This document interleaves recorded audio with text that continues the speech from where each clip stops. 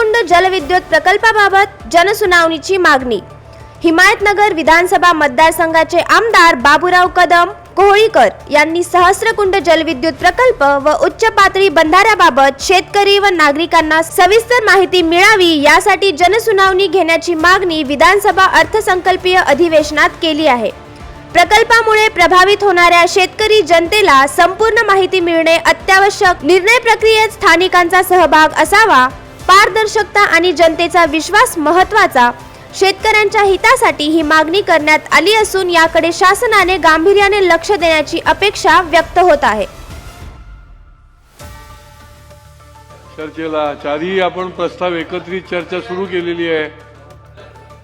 अध्यक्ष महोदय, माझ्या मतदारसंघामध्ये मीच पाठपुरावा केला होता, परंतु सन्माननीय जलसंपदा मंत्री विखे पाटील साहेब यांचं अभिनंदन करतो। नाही, प्रस्तावावर बोलताय ना आपण? 293 माझा विषय एक खूप दिवसापासून रखडलेला सहस्त्रकुंड प्रोजेक्ट आहे।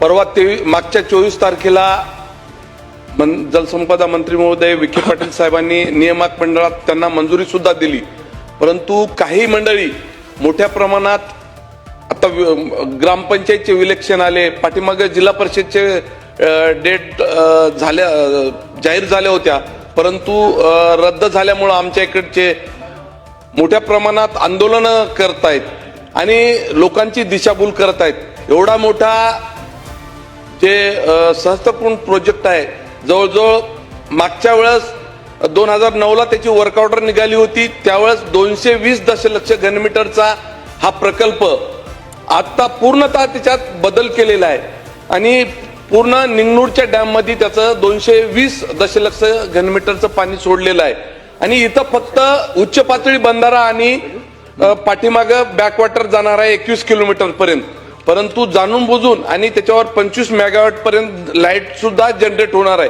परंतु काही मंडळी एक 5-5 हजार शेतकऱ्यांचे चुकीचा लोकांमध्ये गैरसमज करून दिशाभूल करत आहेत। तर माझी आपल्या मार्फत एवढीच विनंती करतो की एक जनसुनावणी घ्यावी असं आणि लोकांना, शेतकऱ्यांना त्यांचा जे काही धरणाच्या संदर्भात फायदे तोटे किंवा माझ्या मते तर जे काय आहे ते एकही त्याच्यात गाव बुडीत क्षेत्रामध्ये जाणार नाही। फक्त मी एवढीच मागणी करतो जनसुनावणी घेण्याची। 293 वर चर्चा करते वेळेस मी माझ्या मतदारसंघात जवळजवळ 7 उच्च पातळी बंधारे आतापर्यंत झालेले आहेत आणि सगळे त्याच्यात 4 माझ्या मतदारसंघात आहेत, 3 खाली किनवट माहूर मध्ये आहेत। म्हणजे जलसंपदा विभागाचं अतिशय काम चांगलं आहे। फक्त मी मंत्री महोदयांना एवढीच विनंती करतो की आमच्याकडं जवळजवळ इसापूर धरणावर 2 मोठे कालवे आहेत, एक 140 किलोमीटर माझ्या मतदारसंघातून धर्माबाद पर्यंत गेला।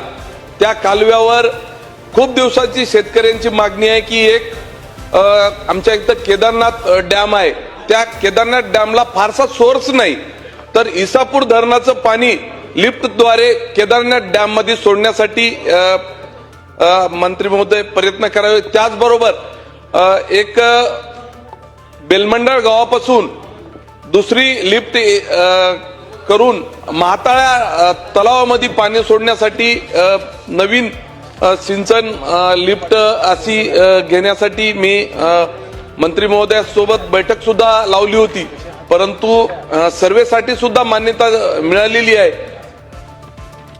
मंत्री महोदय योगायोगानं इथं आज उपस्थित आहेत, तरी आमच्या 2 लिफ्टच्या योजना देऊन उर्वरित माझ्या मतदारसंघात मध्ये जे सिंचनाचा भाग राहिला ते घेण्यासाठी सहकार्य करावे